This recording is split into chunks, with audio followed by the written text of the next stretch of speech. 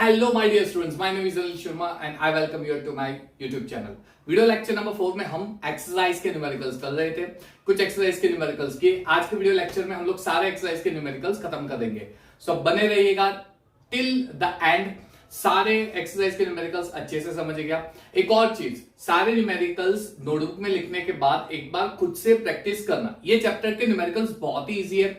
अपने आप में कॉन्फिडेंस लाने के लिए सारे न्यूमेरिकल्स आपको एक बार वापस खुद से करने पड़ेंगे, तो आपको समझ में आएगा कि किस तरह से हम न्यूमेरिकल्स करते हैं, किस फॉर्मूला कब यूज करते हैं और हमें किस तरह से हमें उसको कैलकुलेट करके फाइनल आंसर लेके आना है। ठीक है, चलिए कोई इश्यू नहीं। तो हम लोग आज फटाफट से एक्सरसाइज के सारे न्यूमेरिकल्स खत्म कर देते हैं। तो स्टार्ट कर रहे हैं हम लोग एक्सरसाइज। अगेन एनसीईआरटी की टेक्स्ट बुक लेके रखो, आपके पास होनी चाहिए। जो क्वेश्चन नंबर मैं एक्सरसाइज का बोलूं वो क्वेश्चन नंबर आप ओपन करके रखना। सोल्यूशन चैप्टर का क्वेश्चन है। अगेन सोल्यूशन चैप्टर में एक्सरसाइज का 6th क्वेश्चन। ठीक है, चलिए क्वेश्चन क्या कहता है। How many ml of 0.1 molar HCl are required to react completely with 1 gram mixture of Na2CO3 and NaHCO3। चलिए, आपको क्वेश्चन ये दिया गया है कि एक मिक्सचर है Na2CO3 और NaHCO3। मैं क्या कर रहा हूं, ये जो मिक्सचर है इस मिक्सचर को HCl में ऐड कर रहा हूं। अब क्वेश्चन ध्यान से समझना। ये जो पूरा मिक्सचर आपको दिया गया है, ये मिक्सचर है 1 ग्राम। इसका मतलब ये हुआ कि Na2CO3 का कितना मास है हमें पता नहीं है, NaHCO3 का कितना मास है वो भी पता नहीं है, लेकिन इन दोनों का टोटल मास है 1 ग्राम। और एक चीज आपको दी गई है कि HCl का कंसेंट्रेशन 0.1 मोलर है। आपको फाइंड करना है HCl का कितना वॉल्यूम लगेगा इनके साथ रिएक्ट करने में। अब जब मैं HCl मिक्स करूंगा तब HCl इंडिविजुअली Na2CO3 और NaHCO3 दोनों से ही रिएक्ट करेगा। और आपको यह बताया गया है, लास्ट पॉइंट पढ़ो, Na2HCO3 and NaHCO3 containing equimolar amount of both. Equimolar amount, इसका मतलब यह होता है Na2CO3 के नंबर ऑफ मोल्स और NaHCO3 के नंबर ऑफ मोल्स ये दोनों इक्वल है। क्वेश्चन में समझो ध्यान से, है ना। चलिए इसको मैं नंबर 1 बता देता हूं क्योंकि ये कहीं ना कहीं यूज होने ही वाला है। अब HCl Na2CO3 से इंडिविजुअल रिएक्ट करेगा और HCl NaHCO3 से इंडिविजुअल रिएक्ट करेगा। यहां पे Na2CO3 और NaHCO3 का मिक्सचर दिया है और Na2CO3 NaHCO3 अपने आप में सॉल्ट है, ये एक दूसरे से रिएक्ट नहीं करेंगे। यानी ये Na2CO3 और NaHCO3 का जो मिक्सचर है ये नॉन रिएक्टिंग मिक्सचर है। नॉन रिएक्टिंग, इन दोनों का नॉन रिएक्टिंग मिक्सचर है। और इस मिक्सचर में HCl इससे रिएक्ट करेगा, इंडिविजुअली HCl इससे भी रिएक्ट करेगा। अब मुझे ये फाइंड करना है कि HCl का कितना मास लगेगा Na2CO3 से रिएक्ट करने के लिए और HCl का कितना मास लगेगा NaHCO3 से रिएक्ट करने के लिए। चलिए निकालते हैं। HCl का मास फाइंड करना है। सबसे पहले Na2CO3 और NaHCO3 का वेट दिया है 1 ग्राम, यानी wait of Na2CO3 let's say अगर X है, weight of Na2CO3 let's say अगर ये X ग्राम है, तो मैं ऐसे बता सकता हूं कि जो NaHCO3 का वेट होगा वो हो जाएगा 1 माइनस X ग्राम। सही है, ये दोनों टोटल मिला के 1 है। इसका मतलब एक X होगा तो दूसरा हो जाएगा 1 माइनस X। अब ये तो बात मैंने कर ली इसके वेट की, लेकिन यहां पे इसका वेट सेम नहीं दिया है, इसके मोल्स सेम दिए हैं, यानी मुझे मोल्स निकालने पड़ेंगे। और मोल्स निकालने की फॉर्मूला क्या है, given mass divided by molar mass. यानी number of moles of Na2CO3 will be equal to number of mass of Na2CO3 divided by molar mass of Na2CO3। चलिए मास ऑफ Na2CO3 ये तो हमने X एज्यूम किया है।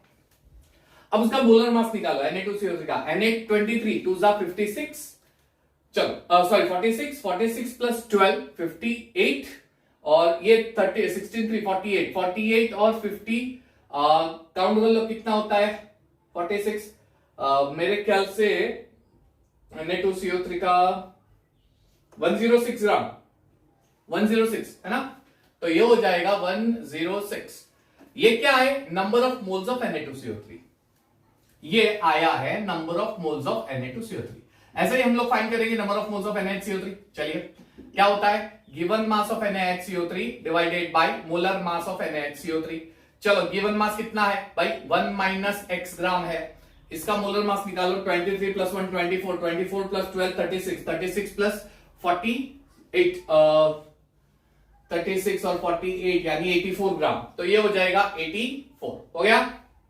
अब मैंने Na2CO3 के मोल्स निकाल दिए, साथ में मैंने NaHCO3 के भी मोल्स निकाल दिए, और क्वेश्चन में मुझे दिया गया है कि दोनों के नंबर ऑफ मोल्स सेम है। तो मैं क्या करता हूं, ये नंबर ऑफ मोल्स और ये नंबर ऑफ मोल्स को इसमें डाल देता हूं, है ना, इक्वल है। तो number of moles of Na2CO3 की जगह मैं क्या डालूंगा, x डिवाइड बाई 10x, और नंबर ऑफ NaHCO3 की जगह क्या डालूंगा मैं, 1 minus x divide by 84, x divide by 106 और 1 माइनस एक्स डिवाइड बाई 84। चलिए इसको सिंप्लीफाई कीजिए, मैं इसमें आपको कोई सपोर्ट नहीं करूंगा, सिर्फ इसके x की वैल्यू निकाल दीजिए इन ग्राम सिंप्लीफाई करके।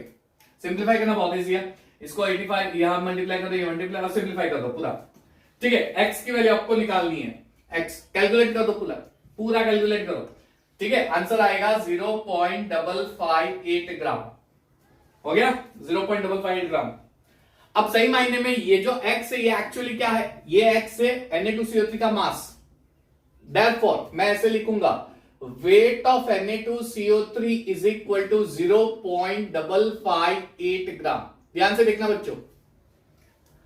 अब मैं क्या करूंगा, यहां पे ये मैं बहुत इंपॉर्टेंट स्टेप करने वाला हूं।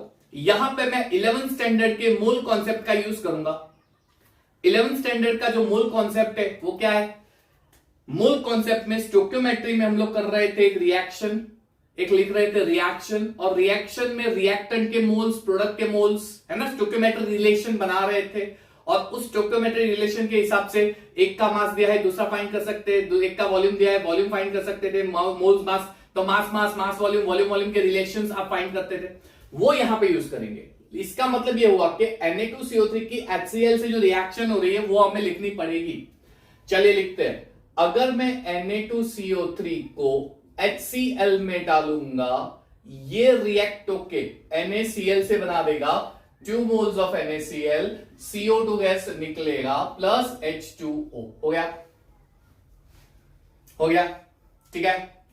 अब देखो हमारा मेन पॉइंट क्या है, हमारा मेन पॉइंट है ये रिलेशन। अगर मैं ये रिलेशन देखूं तो इस रिलेशन के अंदर मुझे Na2CO3 और HCl उसके मोल्स के रेशियो दिखाई दे रहे हैं।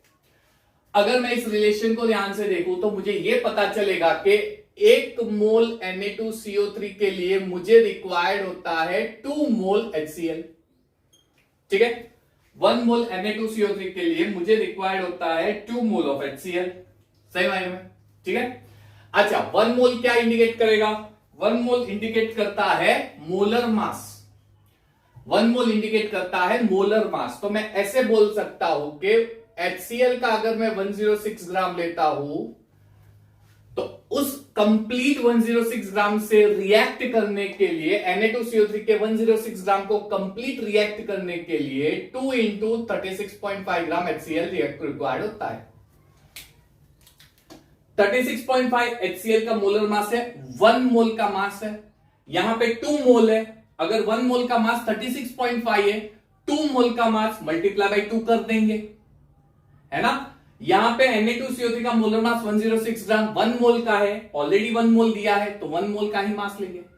ये कहना चाहता है कि Na2CO3 का 106 ग्राम है, उसको कंप्लीट रिएक्ट करने के लिए HCl इतना रिक्वायर्ड होगा। लेकिन हमें HCl कितना मिला है यहां पे, सॉरी Na2CO3 कितना मिला है यहां पे 0.558।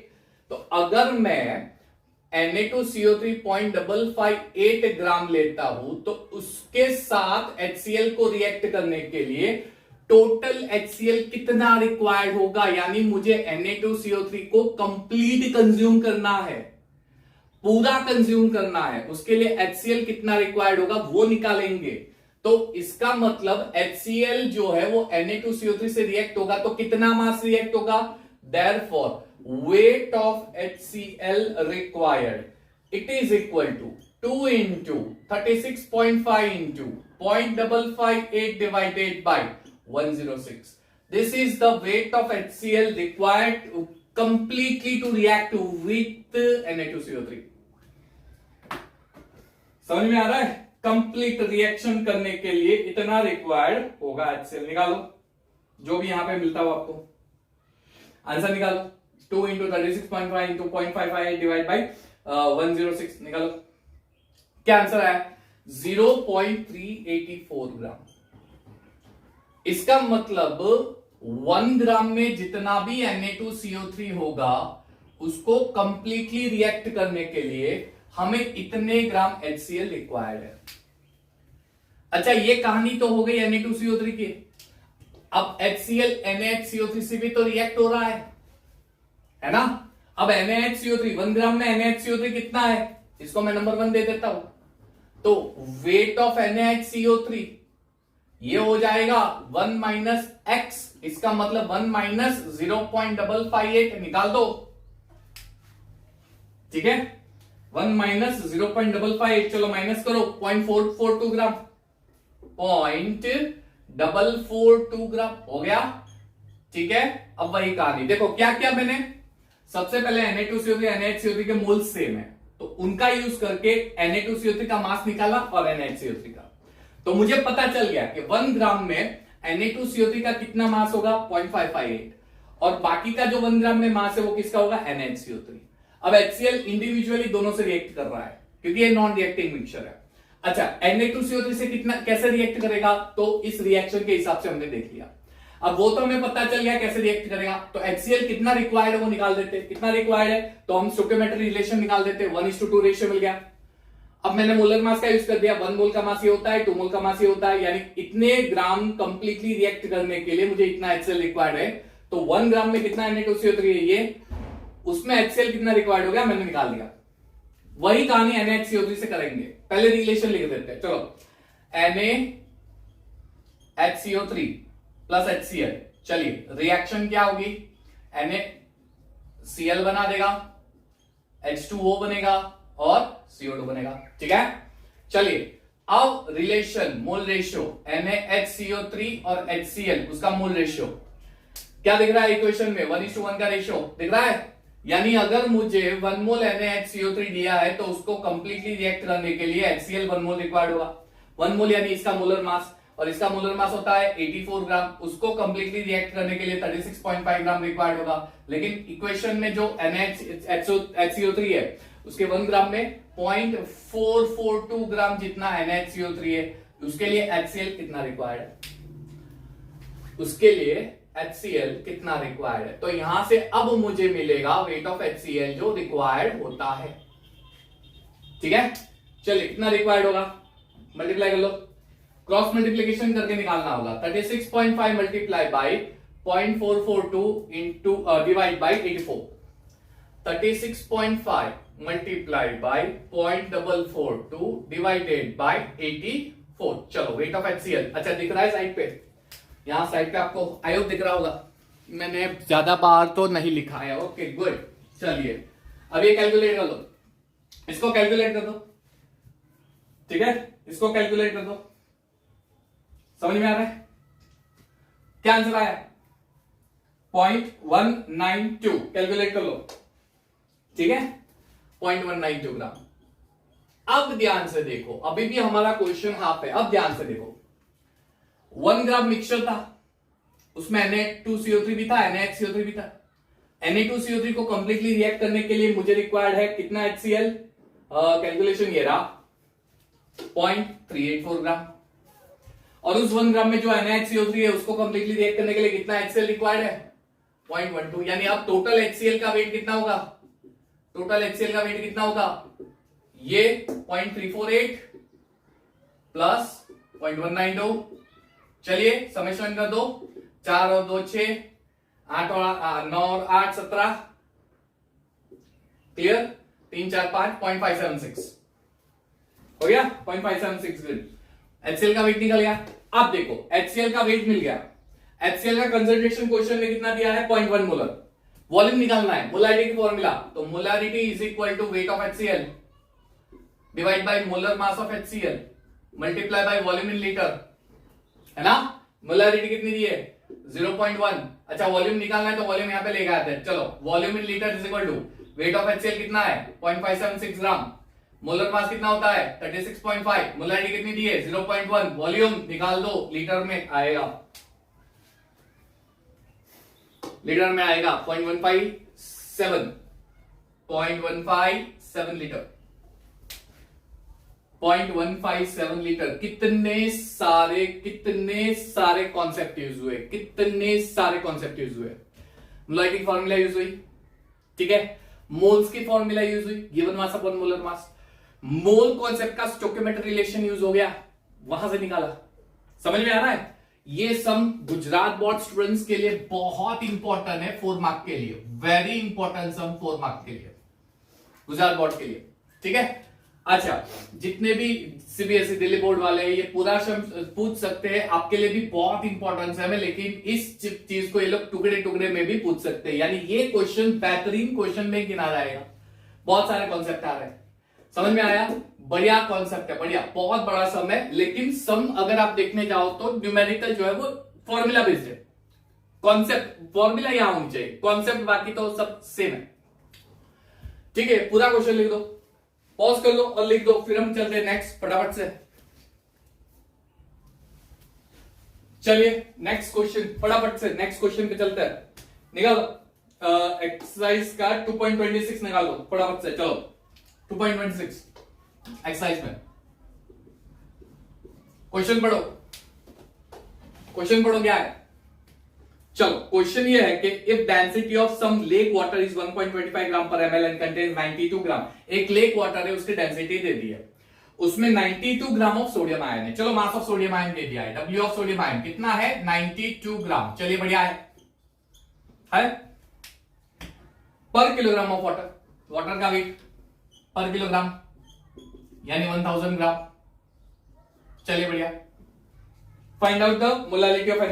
डेंसिटी का क्या काम है, क्या काम है, मुझे तो Na+ की मोलारिटी निकालनी है। वाटर का मास दे दिया है, Na का मास दे दिया है, Na का मोलर मास जो होता है, मोलर मास वो होता है 23 ग्राम पर मोल। तो अब करना क्या होगा भाई, मोलारिटी निकालनी है। मोलारिटी की सिंपल सी फॉर्मूला डाल दो, weight of Na upon molar mass of Na+ multiply by weight of solvent that is water kilogram में, यानी इसको किलोग्राम में ही रहने दो। खत्म करो कहानी, सम खत्म हमारा भाई। देखो weight of Na 92, molar mass of Na 23, ये 1 हो गया, पूरा कैलकुलेट कर दो। इससे इसी सम क्या होगा मुझे बताओ। यहां पे क्या किया मैंने, कुछ तो नहीं किया है मैंने, क्या क्या काम है यहाँ पे, कुछ भी नहीं है, हमें सिर्फ फॉर्मूला लिखनी है, सारी वैल्यूज डाल दो, आंसर हो गया, आंसर हो गया। आंसर आ जाएगा आपका 4, दैट इज 4 मोलर। खत्म कहानी, है ना। इससे इजी सम, अगेन मैंने बताया कि इससे इजी सम तो कोई भी नहीं हो सकता। चलिए इसके बाद नेक्स्ट पार्ट पे आ जाओ। 26 हो गया, अब 27 पे आ जाओ। इसके बाद का सम 2.27 फटाफट से 2.27, ये बहुत बहुत अच्छे अच्छे सम अब आने वाले हैं। अब जो 3 सम बाकी है, बाकी यूनिट ऑफ कंसंट्रेशन के सारे न्यूमेरिकल्स खत्म, सिर्फ 3 सम बाकी है। तीनों सम में अफलातून कॉन्सेप्ट है, अफलातून। उसमें से एक तो सीधा फॉर्मूला है, लेकिन 2 ऐसे कॉन्सेप्ट आ रहे हैं जो मजेदार है। देखो, if the solubility product of CuS is 6 × 10⁻⁶, solubility product, equilibrium chapter याद करो, सोल्यूबिलिटी प्रोडक्ट यानी KSP, है ना, KSP याद आया, इक्विलिब्रियम कांस्टेंट। इसीलिए मैं बोल रहा हूं बहुत अच्छे अच्छे कॉन्सेप्ट आ गए ये क्वेश्चंस के अंदर आने वाले, सॉरी। अब KSP वैल्यू आपको दी है, दैट इज 6 × 10⁻16 ग्राम, बढ़िया है। अब आगे बताओ क्या है। Calculate the maximum molarity of CuS in aqueous solution. Maximum molarity of CuS in aqueous solution. Maximum molarity का मतलब होता है सोल्यूशन में CuS कितना सोल्यूबल है। सोल्यूशन में CuS कितना सोल्यूबल है, इसका मतलब यह हुआ है कि सोल्यूशन में CuS की सॉल्युबिलिटी कितनी है। सोल्यूशन में CuS की सॉल्युबिलिटी कितनी है, यानी CuS के पहले इक्वेशन डालेंगे यहां पे Cu + 2 + S - 2।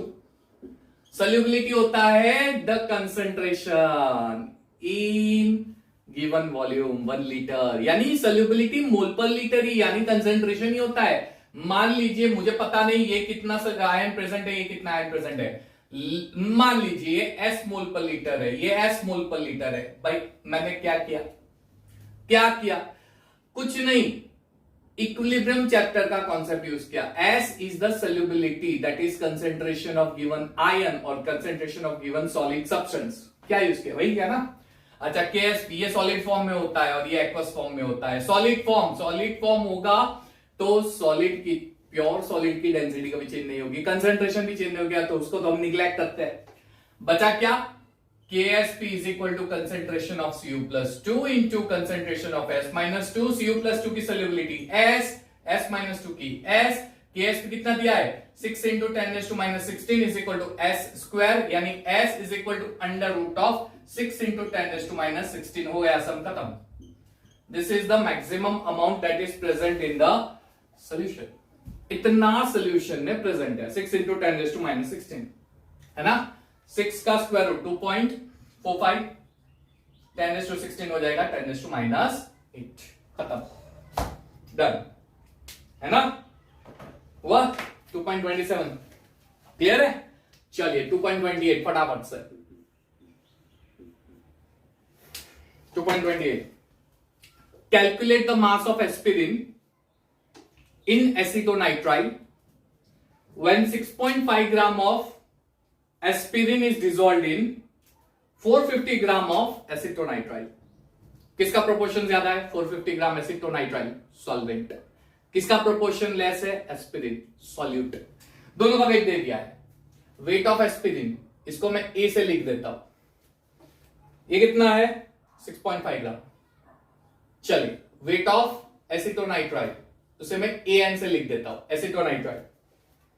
चलिए ये कितना दिया है एसिटोनाइट्राइल, दैट इज 450 ग्राम। क्या निकालना है, कैलकुलेट द मास परसेंटेज। सीधा सम मास परसेंटेज बाय मास की formula, percentage by mass W/W is equal to weight of aspirin. Aspirin का मास परसेंटेज निकालना है, weight of aspirin upon total weight, weight of aspirin plus weight of acetonitrile which is equal to aspirin का 6.5 upon 6.5 plus 450 multiply by 100, percentage निकालना है, sorry into 100 भूल गया, है ना। निकालो इसका परसेंटेज जो भी आए, आंसर 1.4 समथिंग आएगा, 1.42% जितना आएगा। खत्म करो वानी, है ना 1.4। तो ये इजी सम जो मैं बोल रहा था कि एक इजी सम भी आएगा, बाकी बेहतरीन कॉन्सेप्ट आने वाले हैं। क्लियर। लास्ट क्वेश्चन, ये लास्ट क्वेश्चन करेंगे। Last question unit of concentration के सारे न्यूमेरिकल्स खत्म एनसीईआरटी के बेस पे, फिर मैं नेक्स्ट टॉपिक पे चला जाता हूं। 2.28, उसके बाद 2.29, ये सारे यूनिट ऑफ कंसंट्रेशन जैसे मैंने बताया, सॉल्व एग्जांपल इन टेक्स्ट और एक्सरसाइज। लास्ट 3 वीडियो लेक्चर में जितने भी न्यूमेरिकल्स मैंने दिए, पूरे न्यूमेरिकल्स के अच्छे से नोट बना दो, सारे बिना देखे एक बार सॉल्व करो, तो कॉन्फिडेंस आएगा न्यूमेरिकल्स में, तो आप न्यूमेरिकल कर पाओगे। ठीक है, चलिए question. Nalorphine similar to morphine. Morphine क्या होता है, ड्रग है, ठीक है। मॉर्फिन, हेरोइन, कोकेन जैसे ड्रग है, तो उसका एक फॉर्म है nalorphine. It is used to combat withdrawal symptoms in narcotic users. यानी जो नार्कोटिक यूजर्स होते हैं वो आपको बायो में भी, बायोलॉजी स्टूडेंट्स के लिए आएगा, और बाकी जो स्टूडेंट्स हैं उनको हम केमिस्ट्री में केमिस्ट्री इन एवरी लाइफ में बता देंगे। ठीक है, नार्कोटिक ड्रग्स किसे कहते हैं, तो उसका एक क्लास है नैलोरफिन। नैलोरफिन का जो डोज है, it is given, nalorphine dose is given is 1.5 milligram dose of nalorphine. पूरा नाम नहीं लिखते, C19H21NO3 कितना है 1.5 मिलीग्राम। और क्या दिया है, calculate the mass of 1.5 into 10⁻³ molal, molality दी है 1.5 into 10⁻³ molal aqua solution required for the above dose. यानी इस डोज के लिए हमें सोल्यूशन का कितना मास रिक्वायर्ड होगा, हमें ये निकालना है सबसे पहले तो। क्लियर है, चलिए अब बहुत सिंपल सा पॉइंट है, यहां पे करना क्या है, 1.5 मोलल मास निकालना है। अच्छा, मोलालिटी की डेफिनेशन याद करो। मोलालिटी 1 मोल इन 1 किलोग्राम, ठीक है, 1 मोलर सोल्यूशन। 2 मोल इन 1 किलोग्राम, 2 मोलर सोल्यूशन। 5 मोल इन 1 किलोग्राम वाटर या सॉल्वेंट, 5 मोलर सोल्यूशन। 10 मोल इन 1 किलोग्राम, 10 मोलर, 1.5 इंटू 10⁻³ यानी 1 किलोग्राम वाटर में 1.5 इंटू 10⁻³ मोल नेलोरफिन प्रेजेंट है। तो यहां पे मैं ऐसे लिख सकता हूं 1.5 into 10⁻³ moles of nalorphine is present in 1 kilogram water. चलिए, मुझे नेलोरफिन जो है उसके मोल्स मिल गए। मोल्स मिलने से क्या होगा, हम मोल्स मिल गए तो उसका मास निकाल सकते हैं, है ना। Number of moles of nalorphine C19H21NO3 is moles of nalorphine divided by molar mass of नेलोरफिन।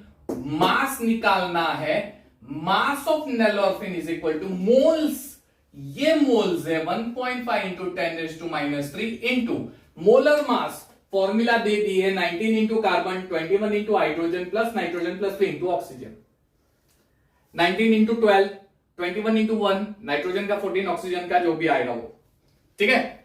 इसका मोलर मास आएगा 311 ग्राम। यानी आपको नेलोरफिन का इस सॉल्यूशन में कितना मास है वो मिल जाएगा, वो आपको मिल जाएगा 0.47 ग्राम। मैंने क्या किया, वापस से समझ लो। मुझे जो मोलालिटी दी है उस मोलालिटी की डेफिनेशन का यूज कर दिया। इतने मोलल का मतलब ये हो गया कि इतने मोल्स सॉल्यूट है 1 किलोग्राम वाटर में। इतने मोल सॉल्यूट, तो यहां पे सॉल्यूट तो नेलोरफिन हो गया, यानी ये मोल्स हो गए नेलोरफिन के। अब मैंने क्या किया, इस मोल का मास निकाल दिया, मिल गया। यानी सॉल्यूशन में नेलोरफिन का टोटल कितना मास है वो मुझे मिल गया। अब थोड़ा ध्यान से देखो, ये हो गया टोटल मास ऑफ नेलोरफिन। अगर मैं पूछूं कि सॉल्यूशन का कितना मास होगा तो what is the mass of solution, mass of solution कितना होगा, 0.47 नेलोरफिन है, 1 किलोग्राम वाटर यानी 1000 ग्राम वाटर है। बात समझना अच्छे से। तो सॉल्यूशन का मास कितना हो गया, 1000.47 ग्राम। ये हो गया सॉल्यूशन का मास। समझ में आ रहा है, ये सॉल्यूशन का मास हो गया, क्लियर। 1000 प्लस 40। अब ध्यान से देखो, मजेदार पार्ट।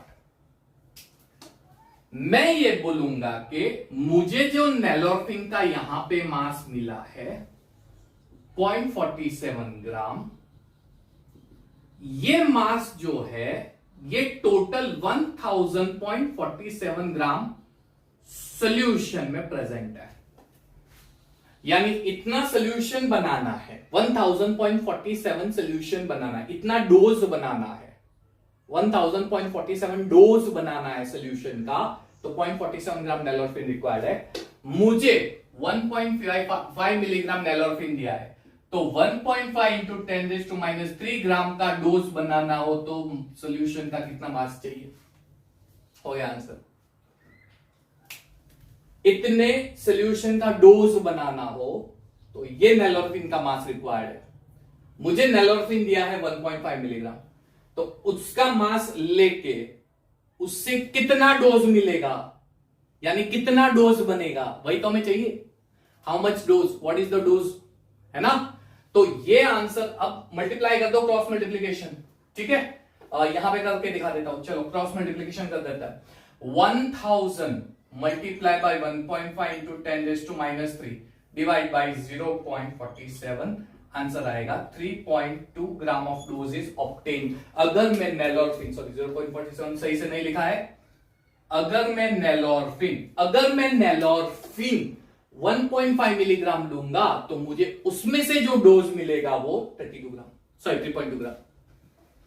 क्लियर है। क्या क्या मैंने मोलालिटी की डेफिनेशन यूज कर दी, इतने मोल्स इन 1 किलोग्राम। इस मोल का नेलोरफिन का मास फाइंड कर लिया। मास, टोटल मास ऑफ सॉल्यूशन क्या होगा, नेलोरफिन का मास प्लस ये, यानी 0.47 का डोज बनाना हो तो इतना सोल्यूशन रिक्वायर्ड हो है, ठीक है। 0.47 डोज के लिए इतने सोल्यूशन रिक्वायर्ड है, तो 1.5 मिलीग्राम के लिए कितना डोज रिक्वायर्ड हो गया, खत्म। समझ में आ रहा है। यहां पे सारे न्यूमेरिकल्स खत्म हो गए। सारे न्यूमेरिकल्स वापस से बता रहा हूं, सारे न्यूमेरिकल्स एक बार खुद से ट्राई करना, खुद से ट्राई करोगे तो ही न्यूमेरिकल समझ में आ गया। समझ में आया? ठीक है, तो यहां पे हम लोग खत्म कर रहे हैं unit of concentration. Next video lecture में हम लोग और बातें करेंगे। एक्सरसाइज एनसीईआरटी के सारे न्यूमेरिकल्स खत्म हो गए। अगर आप पहली बार मेरा वीडियो लेक्चर देख रहे हैं तो सब्सक्राइब कीजिएगा, लाइक दीजिएगा, कमेंट दीजिएगा, सारे स्टूडेंट्स को मेरे वीडियो फॉरवर्ड कीजिएगा। Till then take care of yourself, thank you and have a nice time.